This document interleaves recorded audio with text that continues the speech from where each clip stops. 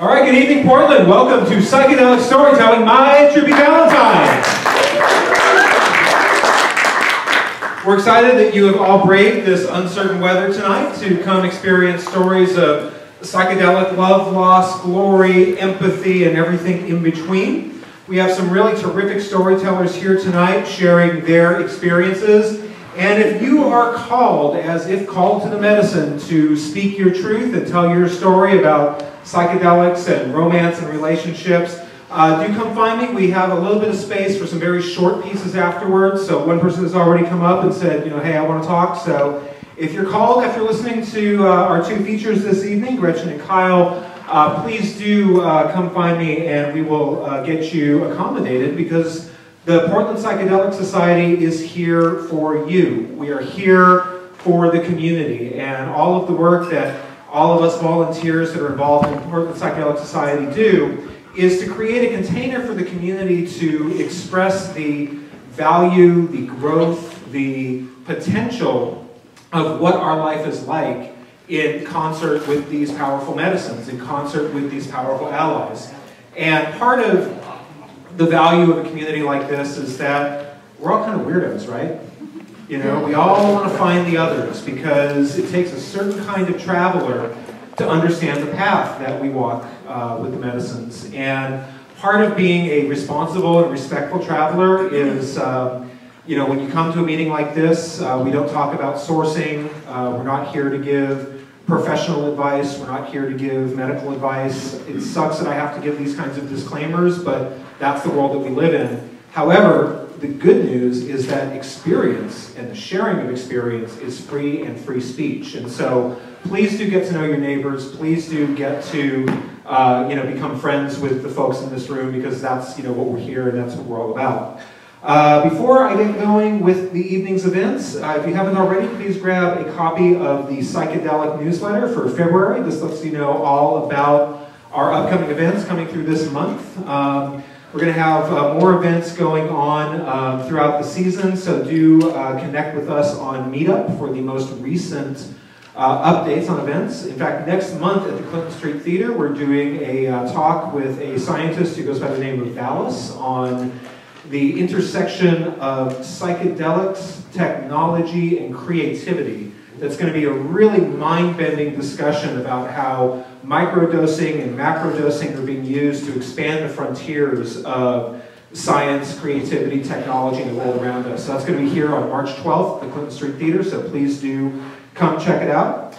That is enough for me. We are here tonight to experience your stories and to be amongst the community, so I'm happy to share this extraordinarily sweet and incredible story from our first speaker tonight. Coming up with a big round of applause for Gretchen.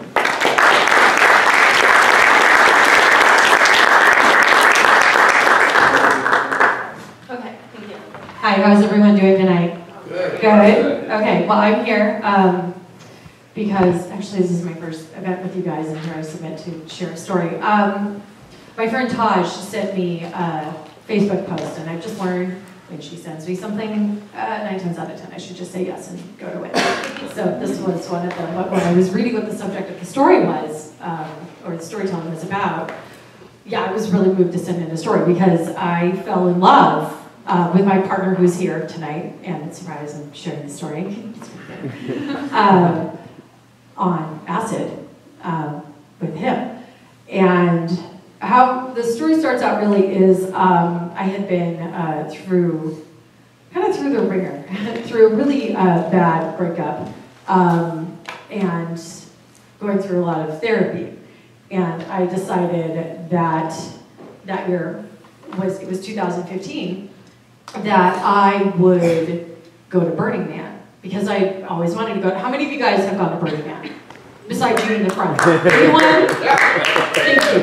Okay. So I was going, and I had heard about Burning Man for several years. I had a good friend who had gone for years and years. So it was my way of sort of doing eat, pray, and love. Yeah, I know. go to a big rave in the dust. So I put it out there, and my bestie, Jody, made it happen with some friends of hers. It was really easy for me to find a camp to go with and get a ticket and to meet some people in this new community. Well, I had done all of that in the winter and had still been going into therapy and talking on about, my issues and relationships and just where I was at.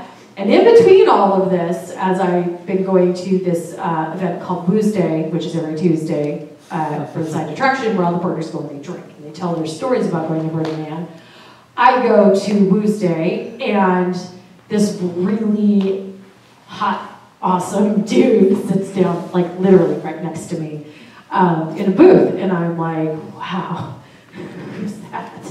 He's really hot and really cute. And I'm just drinking and like, oh God, wow, okay, hi. So we started talking and I guess we kind of hit it off. Like he was telling some pretty entertaining stories and I was just really taken by him and his red hair and blue eyes. And I'm not exactly sure that the part of the sober part of the story can be muddy as far as to how we wound up connecting, but we did. We wound up hooking up. And this was all before I went to Burning Man, so this was probably like after the regional burn, so June-ish time. And so we had been sleeping together, just to give you a little premise of it. I was in therapy, so I was not looking for a boyfriend or anything. I just wanted to have sex. That would be great. And he was coming out of an open relationship situation and was just looking for a hookup too. So it was kind of convenient and perfect. So flash forward to August, end of August rolls around, everybody heads down to Gerlach, Nevada to go out to the Black Rock Desert. And I'm out at the Black Rock Desert having the time of my life. I think I've been there for 3 days and we had set up camp, we had done all this stuff, and I'd gone out and seen like 2 maybe giant art installations out there and had not taken any drugs yet on Playa. I had drank a lot, had a good time, not had any like wild nights on the drugs yet. So this dude shows up, 3rd day, walking down the street, and he is wearing, never forget this, he is wearing a floppy, like, sun hat, kind of a black sun hat, sunglasses, and a mini kilt. Nothing else. I think something might be covering his shoulders because during the day, sunburn. And he's just walking down, and he has this amazing swagger. I mean, like, just, I was like, whoa. Because I was in front of the misting tent, and the camp that I was with was Northwest Mist. Their gift is to give misting on Playa. There's a tent that it happens in. And I remember because I was wearing a bikini, and it was pretty hot that day, so I'm standing out there talking to people, and I see him, and instead of going to say hi, I'm like, oh my God, go back into the tent because I'm just so nervous and excited that he showed up for me. Like, he showed up. And then I thought, God, is he gonna want to have sex out here? Because it's really like, it's dusty, and it's hot, and it's gross,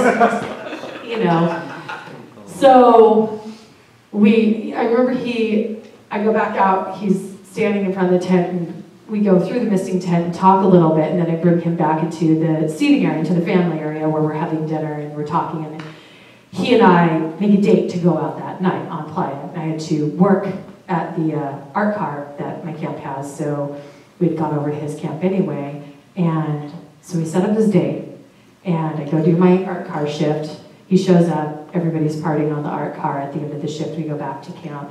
I change, we get ready because it's 40 frickin' degrees at night.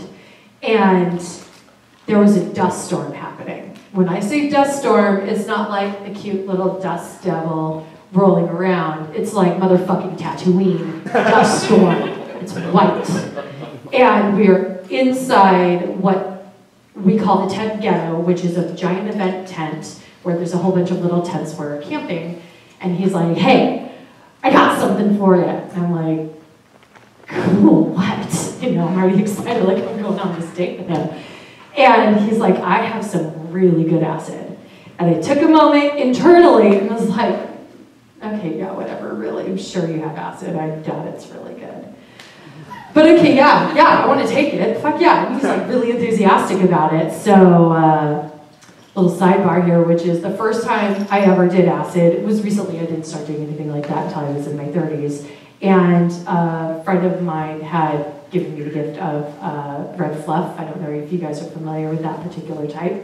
It's an 18-hour trip, and everything is so amazingly sparkly. It's like all of the benefits of Molly MDMA and all of the visuals and all the happy stuff, but 18 hours of it. So that was what I was used to. Flash forward to date night with him, and he has blotter paper. I take it, and I'm still just so giddy that he's there, you know. And we walk out into this dust storm, and I mean, it's a wall of fucking dust, and there's lights, and you can see probably about, I don't know, half a block ahead of you, but there's dust everywhere. So we just hold hands. Like little kids, we're just like walking along, and the dust clears a little bit, and I start seeing that there's art installations around, and that was really, really underneath it all. What I wanted to see that night was the big art. So we start going out and looking at all of these different pieces of art and walking around, and the dust would kind of blow, and then it would blow away, and I'm kind of noticing out of my peripheral vision, like, it was like I would see a glimmer of something, but I kind of thought it was just like the light in art installations, the dust. And we're walking away. That year there was an art installation that was metal, and it had birds cut into it, and it said, you know, love. And I'm trying to think what else. I think it said like, just be, and something else. But we're walking away from the words, and there is this kind of this movement of light in the distance, and I'm like, oh, I think this stuff's kicking in, like this is pretty cool. And I'm still just like walking along, and he's like talking away about everything he knows, which is a lot, because the guy does a lot of research. So when he tells you he knows a lot about something, he really knows a fuck ton about it, because he's researched it. And we're walking up to this area where there's a Ferris wheel. There's big, I don't know, in my mind it's about a story tall in my brain. It was a big Ferris wheel out there. There's a line of people, and there's kind of off in the distance like a stage, so you can hear the bass pumping, and I'm like, can we go on the Ferris wheel? And he's like, fuck yeah, we're going on the Ferris wheel. So we get right in line, stand there, and the wind starts blowing, the dust starts coming in, and it's like a whiteout dust storm. And we're waiting in line, and they're still continuing to move the Ferris wheel along. Like, I'm just really happy, because he's like, at that point, like, has his jacket around me, and I'm just like, this is so cool. They're just looking up at him, and he has these really beautiful blue eyes, and they're looking really blue at that time. And I'm noticing now there's wavy lines of something happening, but I don't know for sure. And we've been scooting like this, and he's had his coat around me the whole time. And we're up at the top where, you know, you go to sit down in the Ferris wheel, and the dude who's running the Ferris wheel kind of looks at us, he's like, are you guys going to get on or what? Because we're just really into whatever we're into at the moment.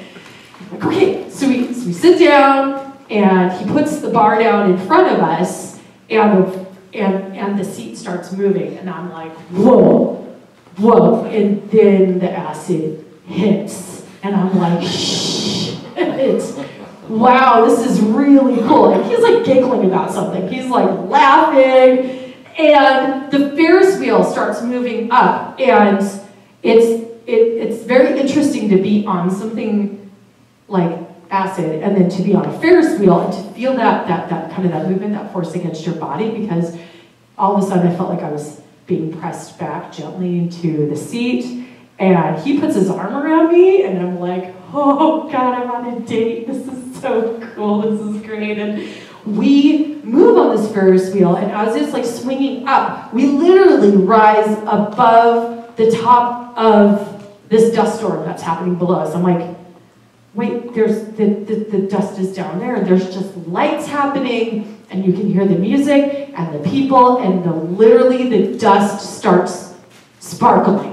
I'm not joking. It is like sparkling like glitter. And you know, glitter is like herpes, it's everywhere. It kind of makes sense. The dust is everywhere like herpes, right? And it's just going, and I'm like, this is so cool. And all I hear is like, wee! I realize that's me. I'm making that sound. I sound like the pig in the Geico commercial right now. And I'm still really like, oh shit, that is not sexy. He is not gonna like that. I don't know, is he gonna like that? Like this whole conversation's going on in my brain. And we're just on the Ferris wheel and it's moving around. We are laughing and like having the best time. And the Ferris wheel stops and we're at the bottom and we look at the guy and he's just like, okay, just stay on. So stay on the Ferris wheel for another round. I can't tell you how long we were on there. I just know we were on there for a while. And finally he tells us, when we get down at the bottom of it again, hey, you two, you guys have to get off now. Other people need a turn. And we're like, okay. So we get off and we move along. And we start walking and with no sense or purpose, we're just moving along. So we go out into Deep Playa. Now there are several things that happen that night. And he knows the order and I know the order of it, but I may jump around a little bit so you guys will think it's the order.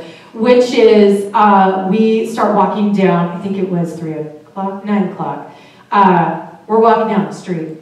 We're walking down the street and it's really quiet. And I'm like, what's going on here? It's quiet. Are we in the suburbs? And he's like, yep. And I notice every time he says something, it's way louder and like sound waves. It's kind of weird, like almost you see sound waves moving. And we walk into a bar. And across the street from the bar is a camp called Star Roadhouse. And they do a very big Las Vegas style Cirque du Soleil show. And they're rehearsing. So we like shuffle on over there and we're watching this show. There's these aerialists going. And let me tell you, watching circus when you're on acid, it's pretty fucking cool. Watching them rehearse and yell at each other, even better. Because I'm a performer. I've been a belly dancer, for a good quarter of my life, since 1999. I had retired, so at that time at Burning Man, I'd sort of been like, I'm retired, whatever, but I do shows here and there. And he didn't really know much about my career and what I had done. I had told him I'd done that, and that was pretty much it.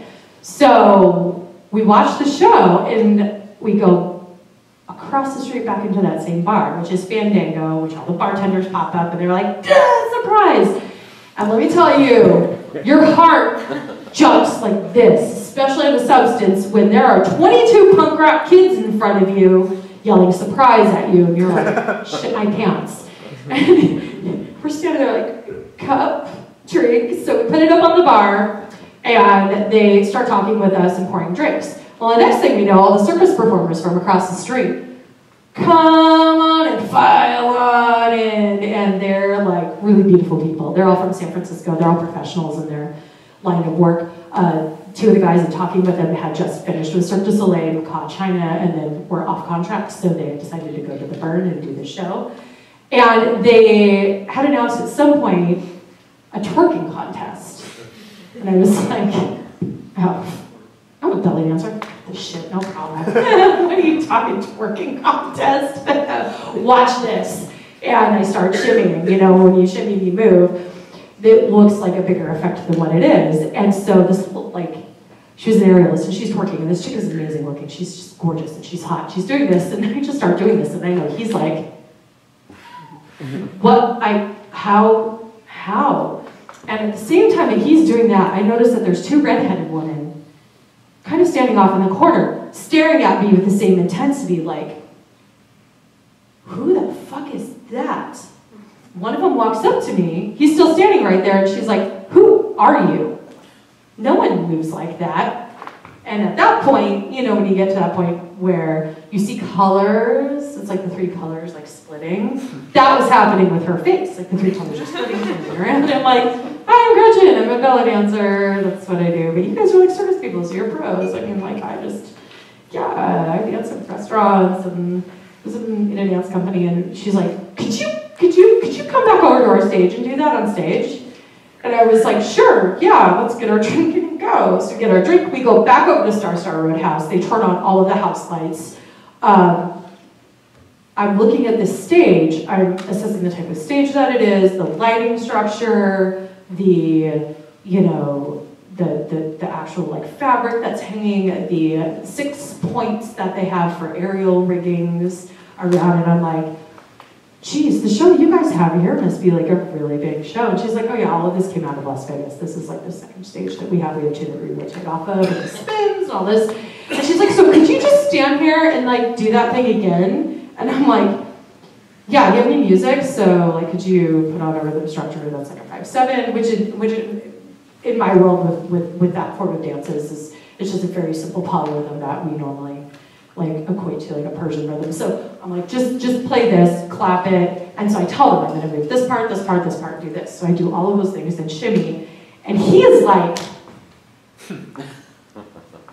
what? Who, this, I know this is, and I'm like, you know, moving my muscles, you know, rolling my stomach up and down and doing all this stuff. Like this is stuff I've trained like an athlete to do for years. So it just happens on autopilot. And even, as you know, when you're on certain substances, your body will literally go on autopilot, which is what happened. And I do that about 36 seconds later, because I was watching my watch on my wrist just to make sure. One of the redheaded twins who's running the show looks at me, she's like, could you come back at 7 p.m. on Friday for our Friday night show? And I was like, yeah. Do you have a costume? I was like, yeah, I brought a costume out here because I wanted to do a photo shoot, but sure, yeah, I'll bring it and show up. So I got booked for a show out there, which is a whole other story that I will tell another time. So we walk out of there and he's looking at me like, so you belly dance professionally? And I was like, yeah, here's the story, I'm gonna launch into it. Yep, I did, and I actually filed taxes on it, and I was with a dance company for a while, and I trained and went overseas, you know, blah, blah, blah, story, blah, story, blah. And as I'm telling him this story, we're walking out in Deep Playa, and he was just quiet and like staring at me. And I'm sure my face is splitting and he was seeing colors maybe, I don't know. And it's dark. So we're walking, and as you know, if you're in the desert at night and you have no lights on you, you're gonna get hit by something. A car, believe it or not, our cars hit people, a bike, a hippie running the wrong way. I mean, it's inevitable. Luckily, I was lit, he was fairly lit, we were okay, but we're like walking along and we just sort of stop, and there was like a blanket or there was something on the ground that was kind of slowing me down. And then as we're moving along, we see this like big long string of lights, which is actually balloons. It was some kind of long line with balloons on it, and we are just walking and talking, and at some point in the conversation, I had looked at him, and in my mind I thought, yeah, we're friends. Like, yeah, we're hooking up, we're cool, we're like, we're friends. I'm obviously good friends with this guy. Like, we're having a great time out here. And the conversation gets more personal, you know, whereas, I mean, we're fairly personal anyway, but it's getting more personal. And he looks at me and he's like, you know, this is a really awesome night. Like, this is kind of perfect. And I just really wanted to, like, you know, this is your first burn, like, share what is the magic of Burning Man, what that is. And so here, and he, I remember, sweeps me up in this huge embrace and plants this amazing kiss on me, which just makes me go limp, and I'm just like, this is awesome. And in my mind, as you guys know, in your mind's eye, there's a whole other movie reel that can be playing while you're experiencing something, especially on acid. And I'm like seeing like all these flashes of colors and paisleys and this and that, and then also like rationalizing like this dude just seems like I've known him for a while. Like, it's just not that he's someone new that I've just been shipping, you know, casually. And he turns me around, wraps his coat around me and his arms around me, and I look, and I didn't realize we were already out pretty close to where the trash fence was, several miles away from the center of the city, and it is like an ocean of lights. And you see lights and giant art cars moving, but it's just like all of those really cool patterns in Juxtaposed magazine, where it's a lot of like movement of lines and diamonds and fucking stars and sparkles everywhere, and I'm just like in awe of all of it. And I turn around to say something to him, and no words are coming out, and I look past him, and off in the distance, the sky is changing colors. And I'm like, oh fuck, this is amazing. The sky is changing colors. No, the sun was coming up. We had been going and moving for so long that we actually were at one of the furthest points out, and it was sunrise. And I remember distinctly those colors. They were like, you know, pale pink and like a dusty purple and blue, and they kept changing. And the next thing I know is I'm noting those colors. I kind of moved away from his arms. I'm still holding onto him. There's a fucking runner running by us. And I'm like, huh. And then the next thing is there's a guy in a pilgrim suit running the wrong way, the other way that there's another running going. And there's like a wave of runners just kind of coming around us, and we start moving back and realize, oh, there's people, there's runners? And he's like, oh yeah, I think the ultra marathon is happening. I'm like, there's a fucking ultra marathon here? What? And then all of these people who have moved up to see the sunrise are cheering on these runners, and then I just hear him belt out, like, you're going the wrong way! And it was like, after he did that, I just sort of looked at him and I'm like, I'm really falling for this guy. Fuck, he's really awesome. He's yelling at the runners and, oh shit. I like admitted that I had feelings, because it was one of those really amazing, perfect moments that you get. You get those windows where it's a very rare thing when all of your walls are down and you're very present. You don't care about what happened before or what's going to happen next. You're just so absorbed in the here and now.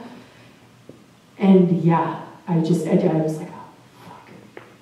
Look at this guy. It's really cool. It's okay. Everything will be fine. And we kind of looked at each other and then sort of felt the heat of the day starting. And I don't know how long we had been out there at that point. It had been a couple of hours, but it was like one of those, like, you need to take your coat off because it's getting warm, because the sun was up, and we start walking back into the city, and I realized, man, I have feelings. Wow, what am I going to do with those? So, you know, when the trip's done is when you can automatically box something in your mind and in your heart and just shelve it away for later on, and that's what I did. And the end result of that is I actually really fell in love and let myself fall in love, whereas I think before I'd fallen in love but never really fully loved someone. And it was the greatest, like, you gave me the best gift that night. That was the greatest thing I ever received, and I still feel so grateful for that, because it doesn't happen very often that you can be very honest with yourself, really honest and not judgmental, and not hear that voice in your head saying something negative about you or where you're at or what's going on, or maybe something overly positive like you're trying to talk yourself into it. And, you know, 3 years later, and a few burns later, we're still together and we're happy and everything's fucking awesome. And thank you for listening to my story.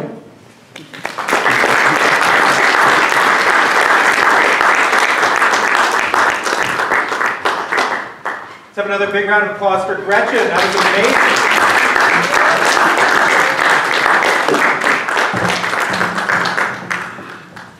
Next up, we are excited to have a stellar comic sharing a range of very cool, trippy experiences. Let's have a big round of applause for Kyle Adams. Come on up, Kyle.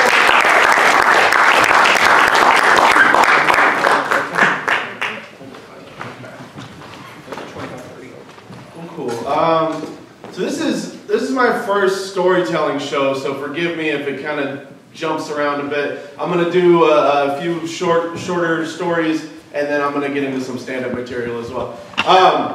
My first experience with mushrooms, I was 20 years old and in Florida. Sounds scary, right? Like, sounds like that's two things that could be kind of deterring. But I remember a distinct feeling of being very, very excited. It was a surprise that we were going to have mushrooms. It wasn't planned out. It was very spontaneous. And I still to this day believe that is the most important element to tripping, is just the fact that you can't have any anxiety in your heart about it at all, because that's how you have a bad trip. Like, I think it's completely mental. I'd also say that I think that bad trips completely come from the connotation that tripping is bad for you in general. And that's kind of something that the media places on you. Anyways, first time tripping, I was 20 years old. I was working at Macaroni Grill. I was a dishwasher, and I was working triple shifts. I would wake up at 6 in the morning and do janitorial work, and then I would open the dish pit at 10 a.m., have a 2-hour break, and then I would close, and I wouldn't leave till 2 in the morning. This is one of those nights I was leaving at 2 in the morning, and one of the chefs said, I have kit mushrooms, would you like to try some? And I said, fuck yes I would, because I have to be back at 7 in the morning. It was my buddy and I who closed the dish pit, my friend Justin, and what we did is we decided to watch Yellow Submarine. This is what we did. I was in his room watching Yellow Submarine. It's an hour and a half long movie, but about 8 hours into the movie, I was rubbing the floor, and it felt like the carpet was growing. And there was a scene. And he looked like, and I know it's stereotypical and it's cliche, but he was a little backstory on him. He was involved with pain pills. It was a big issue in Florida. Like he was addicted to OxyContin, so he was not having a good time. And so all we need to say, he was not having the greatest time, and he was going through withdrawals, and he was wrapped up and shivering in a sleeping bag. And he literally looked like the caterpillar from Alice in Wonderland at one point. Like he just started to, I've never actually seen anything morph into anything, but just the shapes kind of, you know. But it was an interesting time, and it didn't deter me from doing it. Like I could feel myself during certain parts of the trip, kind of having a bad time. And I was able to mentally pull myself from the ledge, which was a good thing. It wasn't a bad trip, but it was borderline. The funniest though was that right before we timed it out poorly, we were like, okay, we're gonna take these, wait a little bit, and then we're gonna go to the store and then come back. By the time we were at the store might as well have been the moon. At that point, by the time we came back, the trees were waving at us, and it was crazy. But anyways, I didn't get to do any more hallucinogenics until I moved out to Oregon, actually, in Portland. And the first one I dabbled with, I was a little scared about doing acid. I dabbled with morning glory seeds. Anyone ever done those? Okay, I'm the only meth head. No, I am from Florida.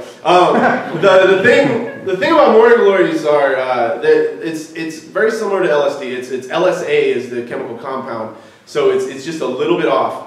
But it does give you a body high like mushrooms, and it gives you a massive head high. It also gives you diarrhea. That's something that people don't tell you about. So I was figuring this out. I was on Arrowhead. I was studying all this stuff. So what you do is you buy these seeds, and you take a toothbrush and you scrub them real good, and then you put them in a coffee grinder and you grind them up and you put them in something with vitamin C. So we did orange juice right off the bat. The first time I dabbled with it, though, I ended up going downtown. I ended up on the bus tripping, which is not a good. I don't know if you've done tried that trip, but that is it's not a good way to go. It was during the time. It was during the time that New Yorker article had come out about the big earthquake. The big earthquake's going to hit us. Big earthquake, and there was a dude who was shaking my seat behind me on the bus as the trip was going on. It's not a good. No, it wasn't good. It didn't work out well. But my idea was I was like I was going to pick up Modest Mouse tickets. I was going downtown to pick up Modest Mouse tickets from a stranger I've never met before. I'll trip. You know what am I going to do? I'll trip. So I was frying really hard. I was frying harder than I've ever fried in my life, and I went to go meet this guy at the Starbucks in Pioneer Square. Very busy place, very scary place when you're tripping. And I met this dude, never met him before, and he had the most beautiful eyes. That's what I knew I was really tripping hard. I was just lost in his eyes. He had just this seafoam green, and just like a mariner's tail looking into those eyes, And I got to a point where I could tell I wasn't making sense anymore. I was saying things, I was talking, but the words weren't linking up. They weren't coherent, and he just handed me the tickets and walked away. It was interesting. And then I ended up stumbling into Yamhill Pub, which is the oldest dive bar in Portland. Great place. That place is covered in mummy layers of graffiti, just like fucking graffiti from the 60s and the 70s and the 80s and the 90s. And I, for some reason, felt like I had to transcribe all of it. Like I spent almost an hour reading the graffiti on the wall there. Yeah, it was. And they had the Raid on TV. That's what's cool about the Yamhill pub is they just put random shit on the television. They were watching the Raid in a bar, drinking like 20 ounces. Like it was interesting. But, not the best movie choice. I would have chose something different on a trip, but. Then I ended up moving in with this Craigslist guy. So this guy, I had a very tumultuous, like trying to find a place out here was very tumultuous for me. I ended up with a Craigslist squatter, and I had to like move out in the middle of the night and find a new roommate. But this gentleman that I found, one of the like a literal shaman in my life. Like this dude like opened my eyes to LSD and mushrooms and just all kinds of just an appreciation of nature and an appreciation of just life in general. This dude was so full of life, and he was a fantastic person. We had so we would trip together, and he had all these action figures in his house. Like he had what we called apartment games. We'd get real trippy, and we'd play these apartment games. We tried to see how many action figures we could stack on his stove. And he would come home like every day. He was like almost like a hoarder. He would come home every day. He's like, look, I got 14 Ninja Turtles and an Alf. Like, see how many we can stack. Or hanging from the hood of the oven. And he told me the best thing though. He told me I was very adamant, or I was very apprehensive about doing acid. Still, I was very worried about it. He told me, he's like, acid is not a cheap date. Acid, you have to wine and dine. Acid, you have to be ready for it. He's like, mushrooms, cheap date. McDonald's date. That's what mushrooms are like. McDonald's in a walk through the park. He's like, but acid is like fine dining. You have to really get yourself ready for it. And we took acid together quite a few times. And he had a Coke bottle, like one of those Coke bottles, like the fake ones, the hideaways. And he had an entire vial. I wasn't aware of this until after he passed away. And yeah, the story gets sad. I'm sorry. So he passed away, and he wasn't a super healthy person. I didn't realize this later on. He was one of those ecstasy kids from the '90s. Like he took a lot of ecstasy in the early '90s, and he did some meth, he did some coke, and he ended up like wearing out his heart valves. But he was a 40-year-old man, and he passed away. And I found his body. It was kind of a fucked up scenario. I found his body, and the thing about it is, though, we did so much acid together that I'm not entirely certain he ever truly existed at all. Like, I don't know. I mean, it's like I think he was real. The thing about it, though, like we did. This is the thing that you have to do for your friends when they die, and they lead a life that their parents or their family wouldn't necessarily approve of. You censor their lives, right? You censor them, like you go through their stuff, and you help them, preserve that image that his mom has of him. You know what I mean? Like like we went through his drawer, and he had pictures of him like back in his party days. He had like a naked stripper on his face. Like, okay, that's not for mom. That's going over here. And the coolest though, we went through all this, and this is how I found out about the vial he had. I didn't realize he had been sitting on this much. And his sister used to follow the dead around. So it was her and I cleaning up all the paraphernalia and everything. We ended up splitting everything up, basically between the two of us. And like, okay, this goes to us, everything else to Goodwill, right? Everything else goes to Goodwill.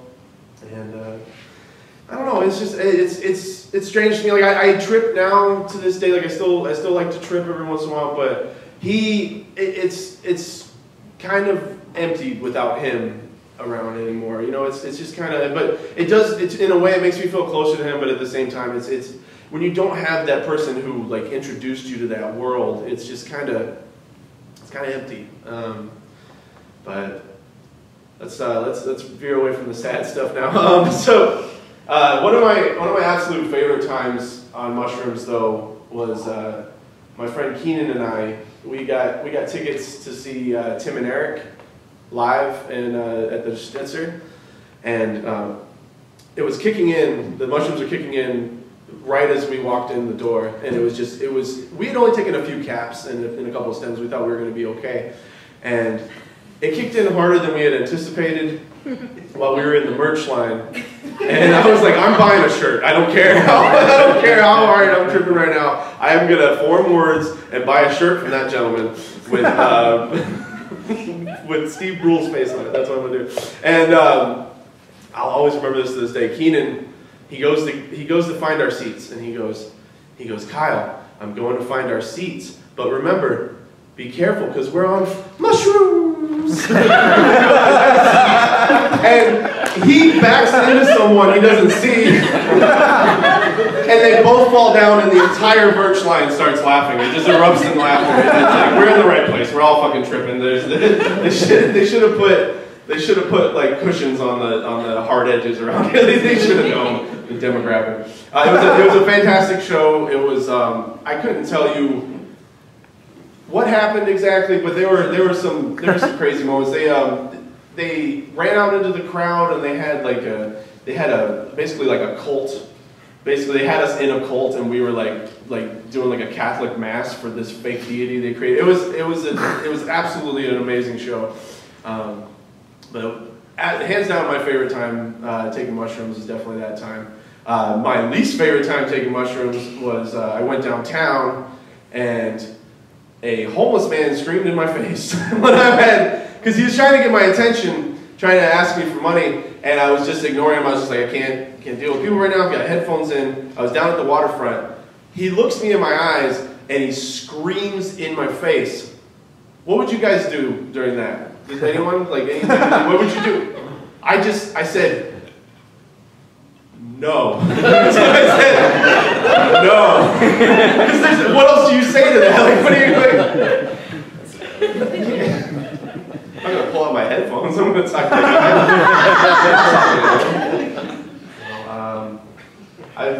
Let's see what else. Taken absinthe. I don't know how much absinthe. Okay, where are we? I'm actually curious for people who know more than me. Where are we at with the legitimacy of absinthe being like a psychedelic? Is it all hearsay, or is it?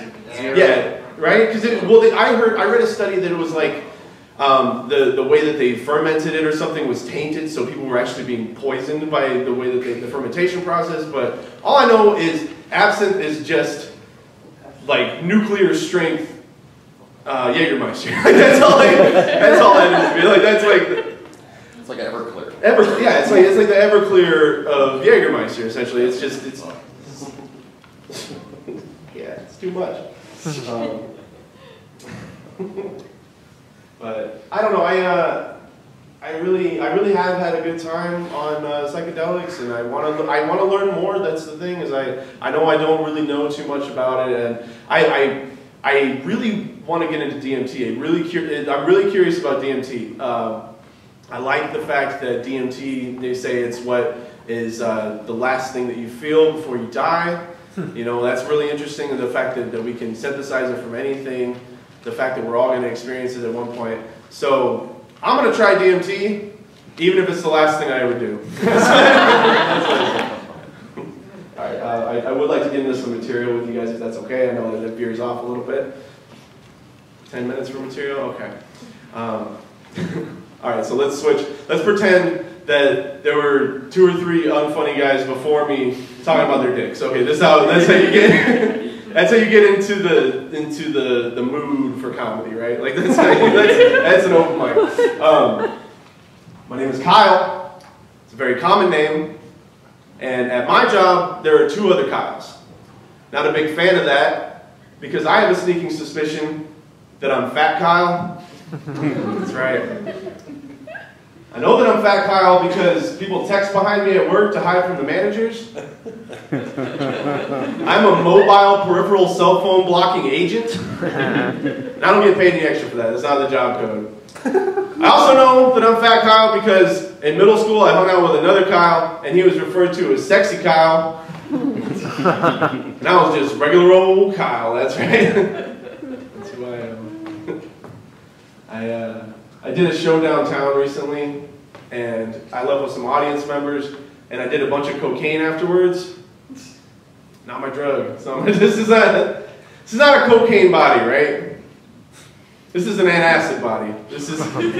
You don't put cocaine in a body like this. You put cocaine in a body like this, and David Spade loses his best friend. That's what happens. Yeah. 22 years of you guys being sad there. Get over it. No, it's yeah. David Spade loses his best friend, and his box office returns never recover. Right, like that. That was just a vacant van down by the river. No, I don't want to be like I don't want to be involved with that though, because I don't know. Like I was ended up doing way too much coke. I don't know what's the correct amount of coke. Like I was doing a whole lot because I'm a pothead. I just like being part of the rotation. It just kept going around and around and around, you know. And I don't know how much coke I did because I don't know coke measurements. I'm a fat person. I know fat people measurements. So I would say I did enough cocaine to powder one donut. About one powdered donut of cocaine, please. That's all my fat heart can handle. I don't want to develop too many other problems with drugs because I already know I have a problem with weed because I run out of groceries before I run out of weed. Yeah. There's nothing quite like having the munchies in a fridge full of condiments. That's right. Like if I make a pesto and salsa sandwich, is that Mexican-Italian fusion? Is that how that works?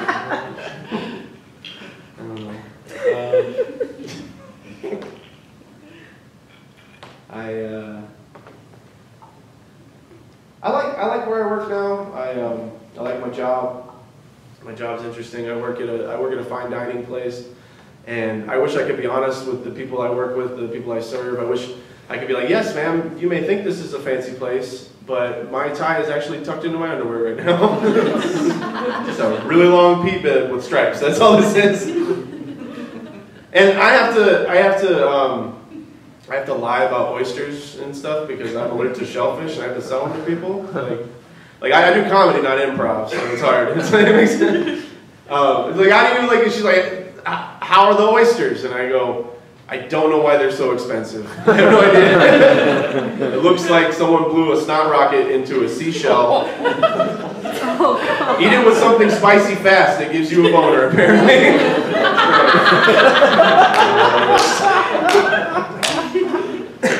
No, it's better. Like the job's great. Like it's an insane amount of money for the amount of work I do. It's great. I found the fucking cheat code to serving.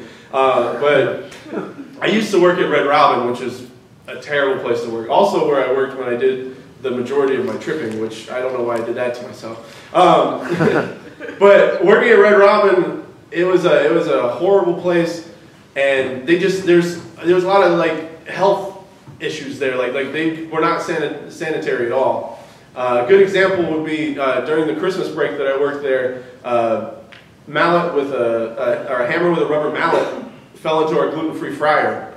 And we didn't find out about it for 2 weeks. And I think they would say the corporate policy is snitches get stitches if they knew I was telling you all this. But I think consumers get tumors is much more accurate once you find out what was in the fryer. That's right. Wow. They would not be happy with me letting the microwavable mac and cheese out of the bag on that one.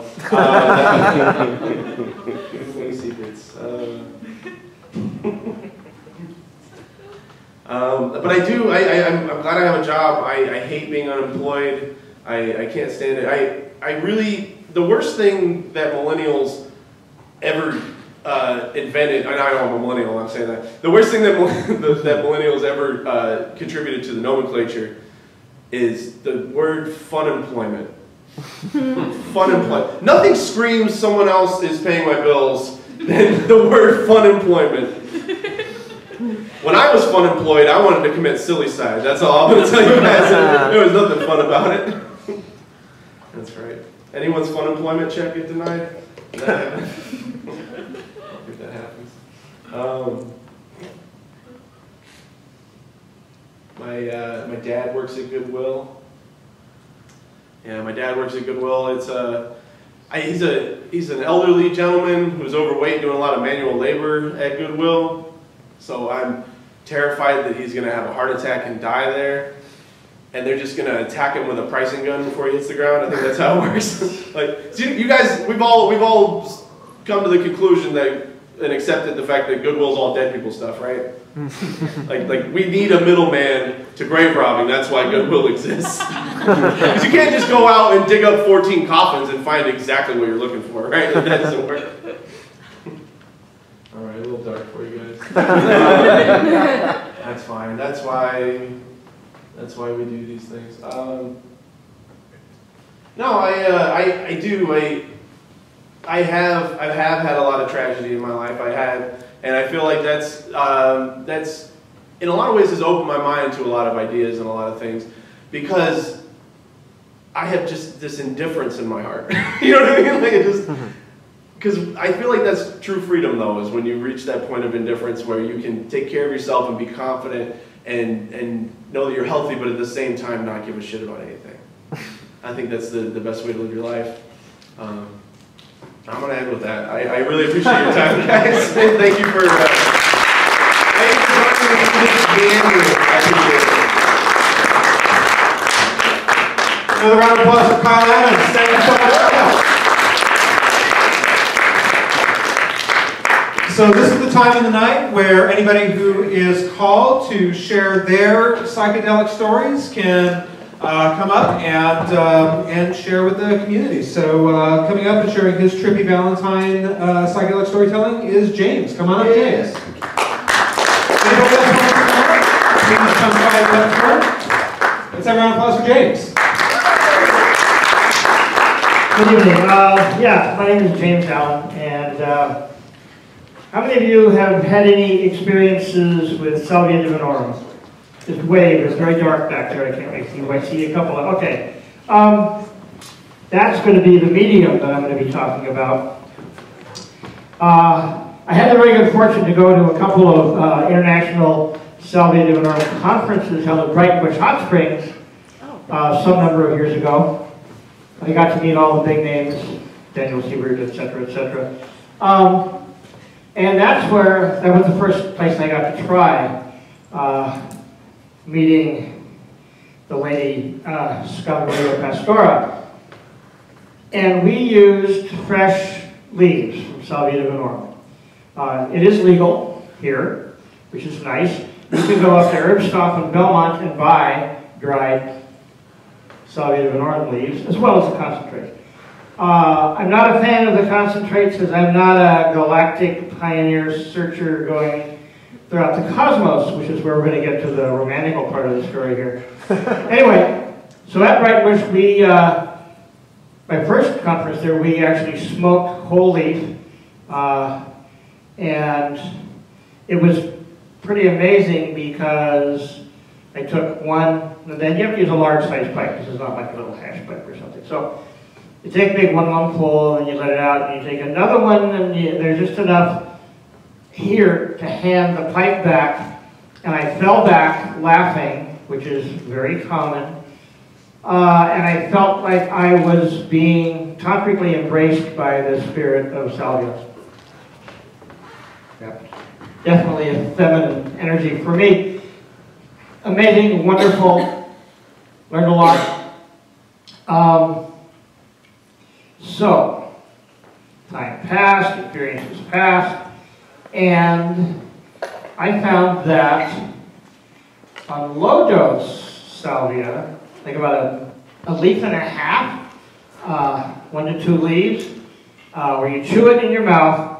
You can use the dried stuff, you just hydrate it in your mouth, but you don't swallow for half an hour because it's absorbed through the oral mucosa. If you swallow it, it negates it's cut out. That at high doses is a dissociative. You go into different dimensions, and that's really, I've done that. But the low dose, what you have is much more of a sensory enhancement. Okay? Now, the boundaries between you and what's around you soften and fade, and you kind of almost sort of blend into what you're encountering with your senses. The best way to explore salvia is with your eyes closed in darkness, much like with mushrooms, but with your eyes open, you just have an enhancement, and everything is closer in your engagement with it. So the story that brought me up to here is I was involved with a woman. We had incredible physical chemistry. This was a number of years ago. And I said, oh, do you want to try this salvia thing? She said, yeah. I said, this should be pretty fun. And so we each chewed 1.5 leaves, and we're communing, but you can't talk because at this point, because you got a mouthful of saliva and slush. So we're, and it's funny. And we're gesturing at each other, trying to communicate. And she's trying to tell me, because after the half hour, you swallow or spit it out. The swallow is fine, it's just salad. She told me what she was trying to tell me, like, to explain what I've been trying to tell her. But she was trying to tell me that my eyebrows looked like woolly bear caterpillars. And I was trying to tell her that I was miming, and I was trying to portray Marcel Marceau's little hat with a flower sticking out of it, if you're familiar with classical pantomime. So we're just breaking each other up. And so by now, this is pretty well come on, and we swallow, and we are being a little frisky.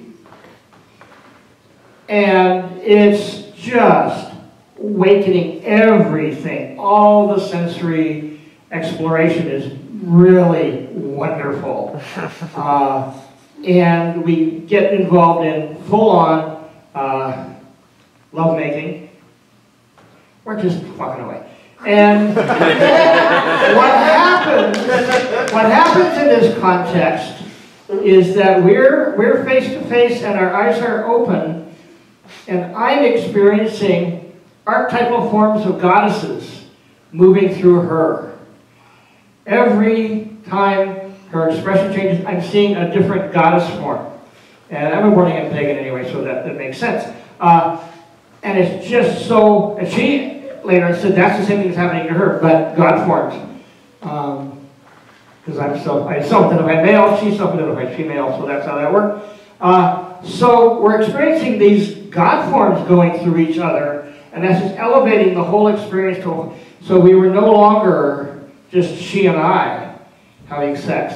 It was a totally cosmic, mythological, archetypal, sacred marriage, Hyros Gamos experience. And it was totally astonishing. And in the chewing of the salvia leaves, you get about 1.5 hours. And that's about enough to be in that ecstatic state.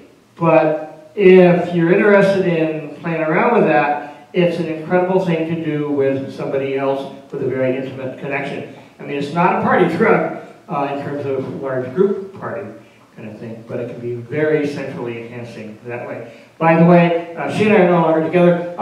Salvia works when you're just with yourself too, though, as a sensory enhancement and heightens experiences as well. Whether you're using mental stimulation or visual or what have you, it all just gets more, bigger, better. An interesting thing, I don't know about women, but for males, if you're smoking the dried leaves of salvia, if you get carried through the excitation stage to just before completion, and then you do a quick hit bowl of salvia at that point,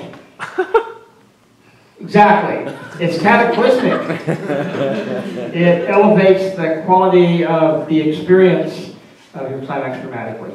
But I haven't actually talked to a woman who's done it the same way, but I have a feeling it probably worked pretty well. So, anyway. So that's Romance on Salvia.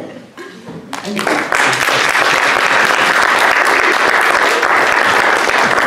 Great job, James. Thank you for coming up. Next up is Alan, and we still have room for one more after that. So if you do want to come up and speak, do come see me up front. But meanwhile, let's have a round of applause for Alan. Come on up.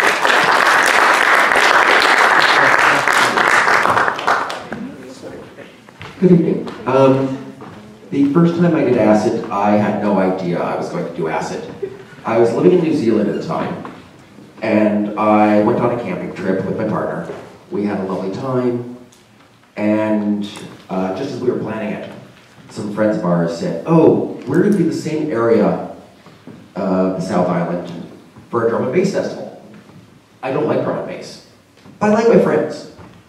So we said, okay, we're done with our hiking, camping trip, and we joined them at this drum and bass festival. And we get there, we get our tent set up. It's a lovely day. It's perfect, really. And music hasn't really started. I don't care. I don't like drum and bass. It's boring. And they say, we've got some acid. Do you want to play? Wow, I'm 40 years old. I've never done acid. But I trust my friends. I trust them a lot. I say, yeah, let's do that. So we take some acid. And they brought a game with them called petanque. You've got a series of steel balls, and you toss them, and you try to toss the other balls towards them. It's normally played on a flat surface, but we're on a really uneven surface. And then the acid kicks in. And the knees go. It's a lot of fun. We have a lot of fun. And then sun starts to set. Music starts to kick up. Everybody starts going their separate ways. And my partner, she ends up going with her friends. They go out dancing. I still don't like drum and bass. I go back to my tent. We're in the South Island of New Zealand. There's no fucking light pollution anywhere. I can see the entire Milky Way. Wow. My experience might be slightly augmented here in the best possible way. After a while, hanging out, looking at the Milky Way, full moon, I wander to the stages where all the music's happening, going, I am in the most perfect fucking space. I wander out there in the most perfect space, even in the most perfect space. I don't like drum and bass. So I wander back to my tent. I do this back and forth for a long time, communing with the Milky Way. I just keep going back out. Nope, still don't like drum and bass. Back to the tent. Sky is beautiful above me. Some number of hours later, I run into my partner. She's on the way back to tent. She's had a good dance. I've had a good wander. We curl up in our tent. All sorts of delightful physical sensations across our skin. We're laying there next to each other. I start to kiss a little bit. And somehow, just laying there in our tent, holding hands, doing pretty much nothing else other than that, I had one of the most perfect orgasms of my entire life. And then we lay there for a while longer. And then went for a little walk. And this has been a lovely evening. Then we curled back up in our bed. Went to sleep.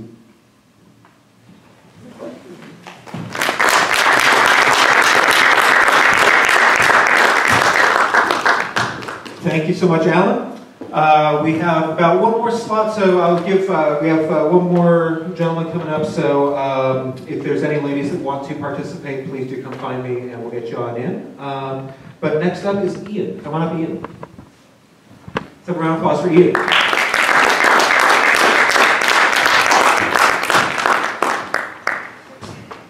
Alrighty. Well, I will not be talking about any relationships or romance vis-a-vis psychedelics. What I will be doing is giving you a completely unprepared speech. Maybe if you come to several more of these, I might one day have something that I've actually thought about before a few minutes ago. So I'm going to give you a little rundown of my very brief history of my experience with drugs in general, I guess. And I'm going to talk a little bit about DMT for those of you who, like our earlier speaker, are curious and want someone to tell you a little bit about their experience with that. At the very early end, I have experiences like spending 2 weeks with my friend trying marijuana for the first time. The first time that I ever smoked, I smoked for 2 weeks straight. Not straight, but every day for 2 weeks. And you have things like, you're walking in the middle of the forest and it's late at night and things are kind of blurry and you're having fun and you're up in your thoughts. I'm telling my friend, dude, I think I can see the Matrix. And my friend is over here, I'm a robot. Dude, I'm talking like a robot. Hey, I'm a robot. And this is us being silly, and that's kind of my experience with marijuana.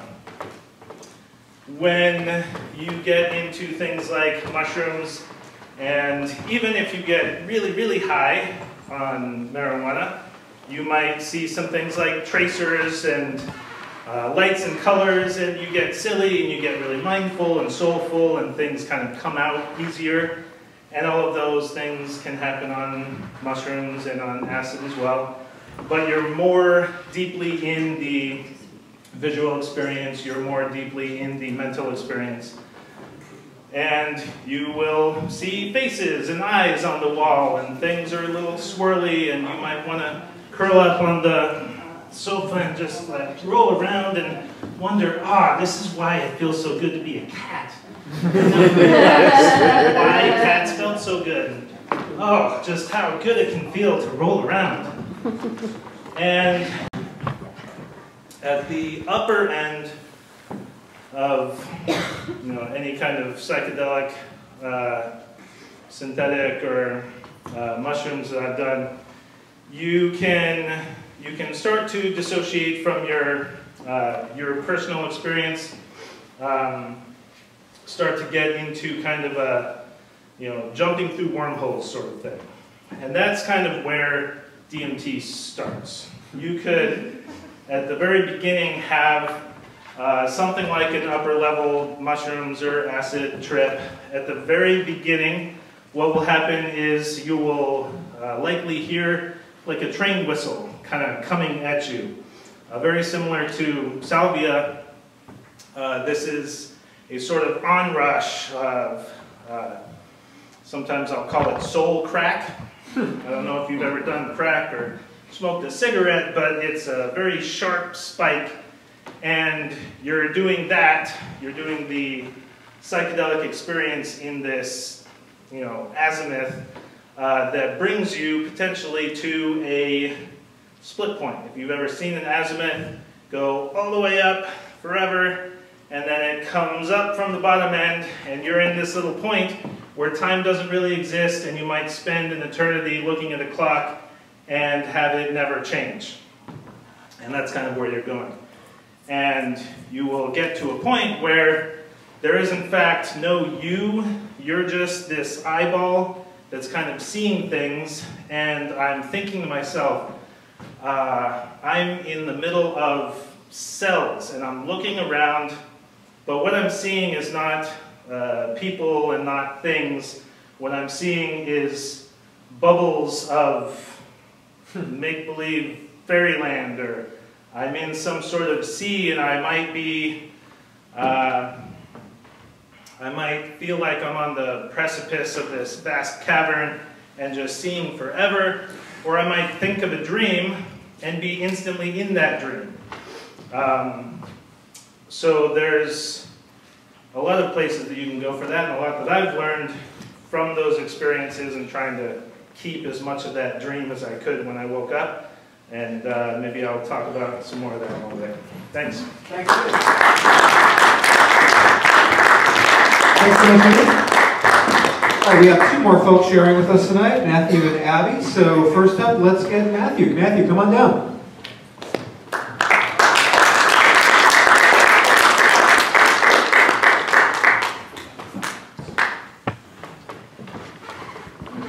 So this is more of a story of sort of like brotherly love between me and my old roommate. We got really close. And about a month after I started living there, the entire length of my knowing him, he asked me, hey, tonight after work, let's just go ahead and do some acid. I looked at him and I went, okay. Now he told me that he was really familiar with it, and we'd be totally fine.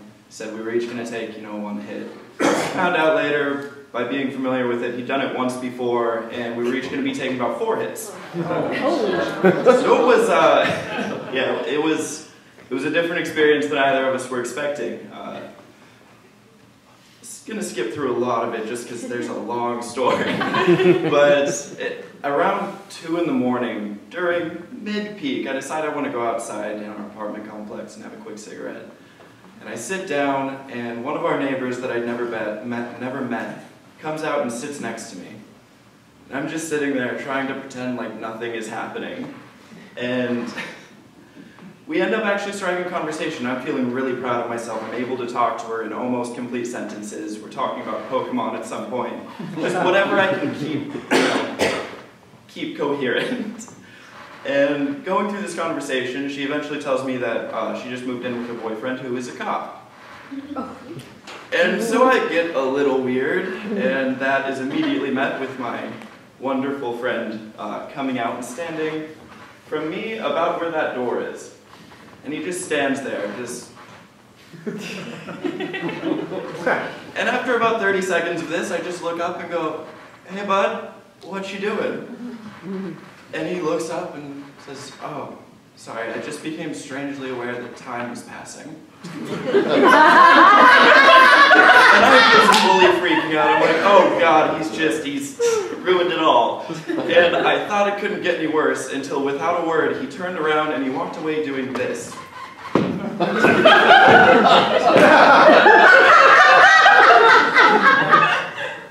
So I got up and bolted with him back inside.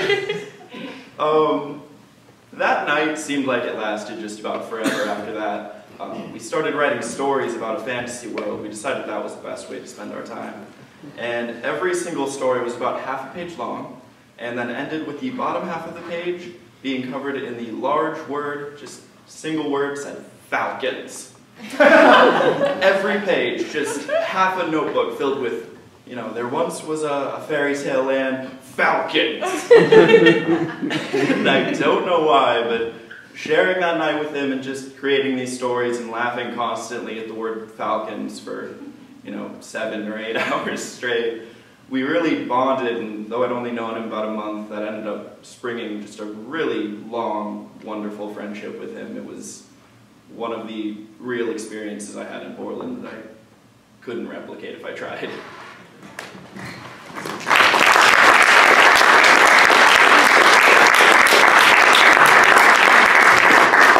Great job. Thank you so much, Matthew.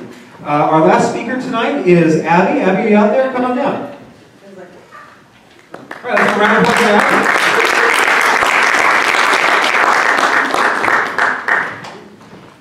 Hi, everyone. I'm Abby. And I'm an ultimate Frisbee player. I play for PSU. And I don't know if any of you in the crowd play ultimate Frisbee, but it's a very fun sport. There's plenty of you know, exercise, friendship, and drugs. Lots of drugs. So I've only been playing for like 3 years now.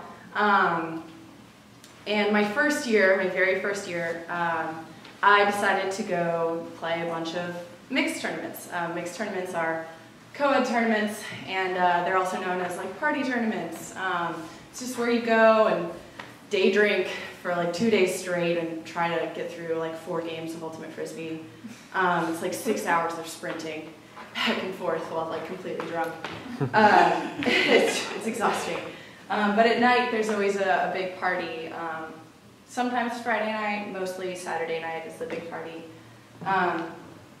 And my first year, so I decided to go to this tournament called Sunbreak.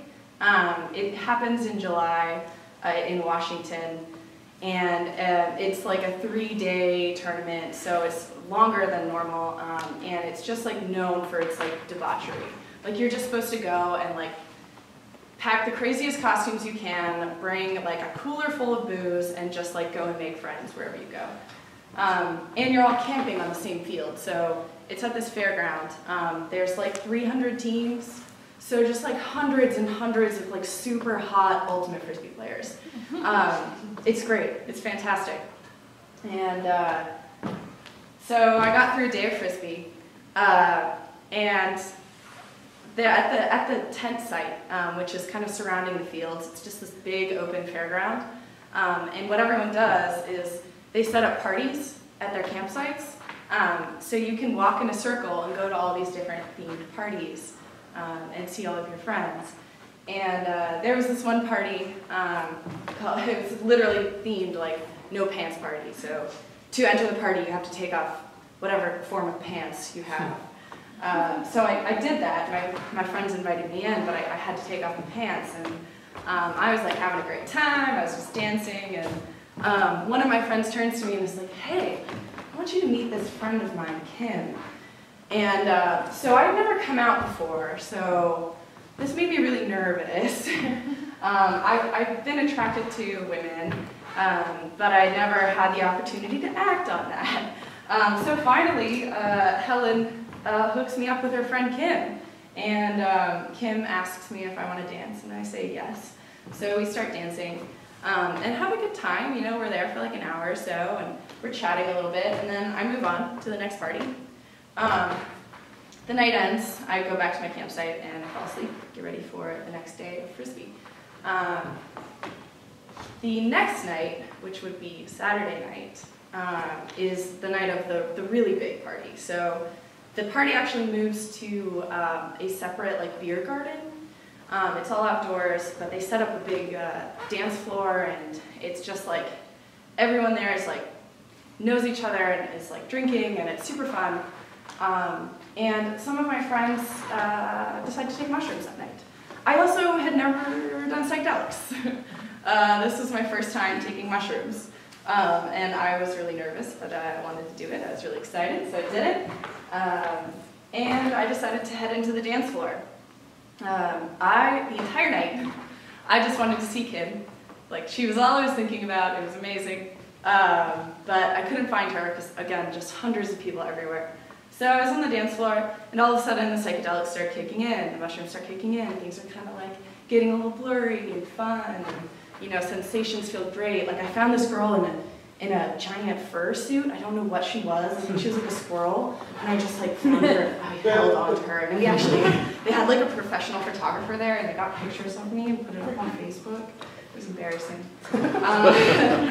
But so I was dancing with this squirrel person and kind of like looking around the dance floor, and all of a sudden, like, I don't know, time just kind of stopped for me in that moment. I was just like overwhelmed by all these sensations.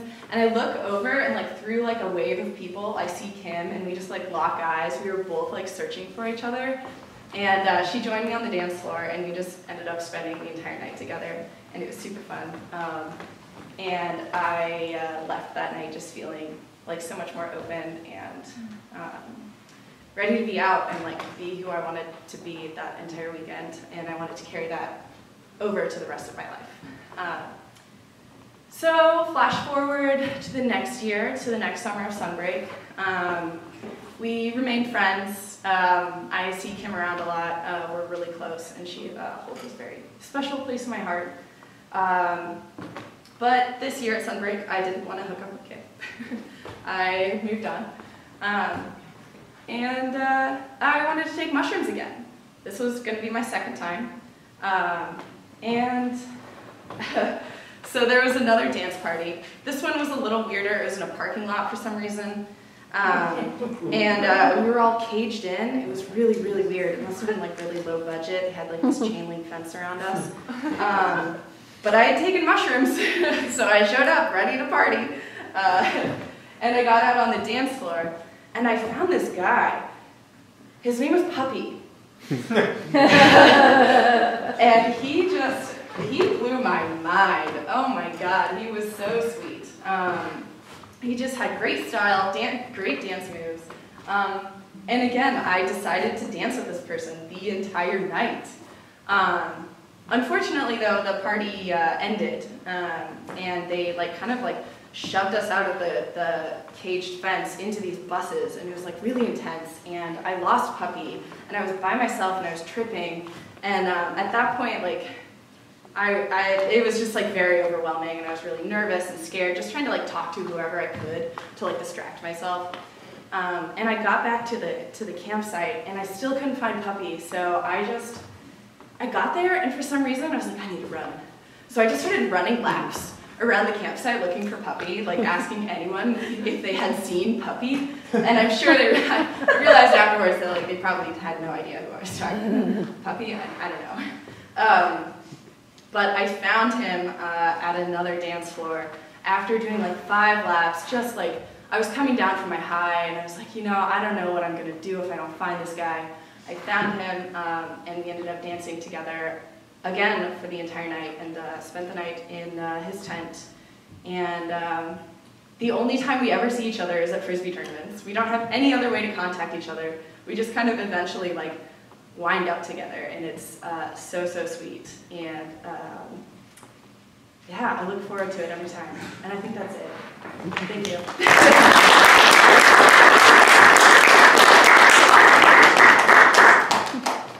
Great job, Abby. Thank you all for coming out tonight. One more time, let's acknowledge everybody that came out and shared their stories. Thank you to Kristen, to Kyle Adams, to James, to Alan, to Ian, to Matthew, and to Abby. Let's give a big round of applause to everybody. So we are the Portland Psychedelic Society. Please come on up and grab one of our newsletters. Check out other community events we have going on throughout the month. We'll be back here at the Clinton Street Theater next month with psychedelics, creativity, and science. So please do come out for that. Thank you all for coming out tonight. Have a great evening.